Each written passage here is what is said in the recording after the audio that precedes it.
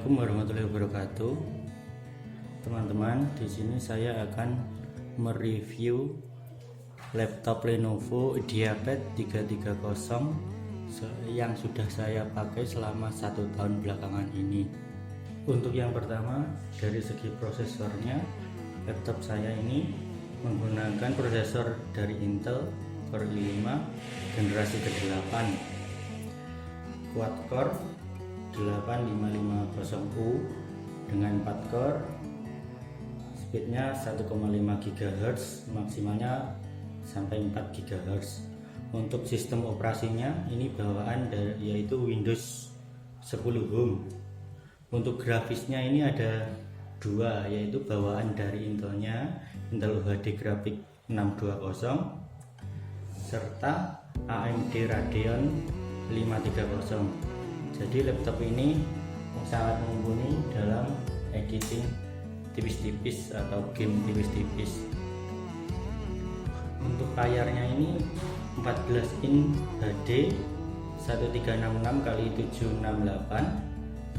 Untuk memorinya tetap menggunakan memori bawaan onboard sebesar 4 GB.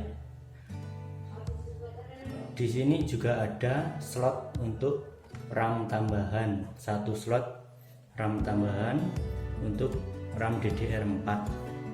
Jadi kalau mau upgrade bisa beli RAM DDR4 SODIMM untuk laptop ini.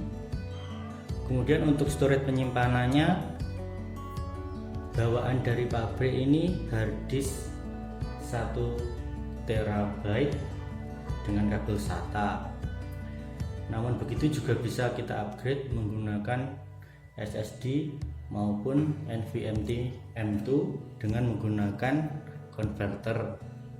Jadi untuk tempat harddisknya nanti bisa digunakan SSD, juga bisa digunakan untuk M2 NVMe tapi menggunakan converter M2 ke SATA. Kemudian harddisk atau SSD-nya dipindah ke slot DVD-ROM dengan menggunakan CD bagi. Kemudian untuk audionya ini 2 kali 1,5 watt dengan Dolby Audio. Untuk baterainya ini kuat sampai 2,5 jam dengan pemakaian normal ya. Pernah saya gunakan selama 3 bulan full dengan live zoom, sehari itu pagi sampai sore itu mungkin sampai 3 kali cas.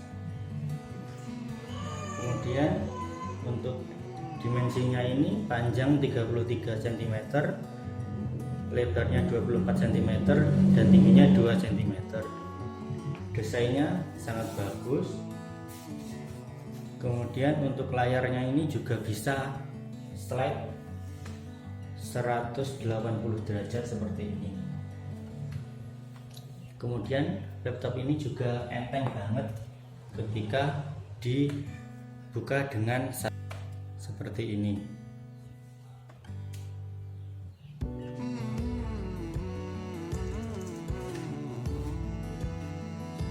Kemudian untuk beratnya ini 2 kg. Pilihan warnanya sih kemarin macam-macam, sudah 1 tahun lalu itu ada platinum grey, mint grey, midnight blue.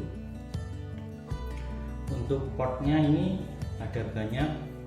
Di sebelah kanan ada DVD, sebelah kiri ada power, ada USB LAN, HDMI, 2 USB, kemudian untuk headset USB Type-C dan micro SD.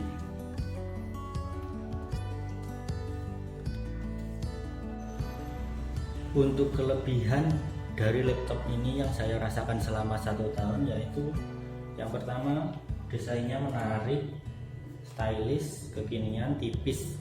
Jadi bagus untuk pelajar, anak muda maupun orang kantoran. Kemudian performa prosesor bagus, terbukti ketika saya rendering video, meskipun di aplikasi Filmora sih. Kemudian untuk baterainya cukup awet sehingga 2,5 jam, tergantung pemakaian aplikasi apa saja yang dibuka. Kemudian bisa dibuka dengan satu tangan, layarnya bisa slide sampai 180 derajat. Kemudian ada tambahan slot RAM-nya. Ketika upgrade nanti kita bisa nambahkan satu slot RAM DDR4 SODIMM. Kemudian VGA-nya ada VGA dari AMD Radeon sebesar 2 GB, jadi ini sangat mumpuni dalam editing video.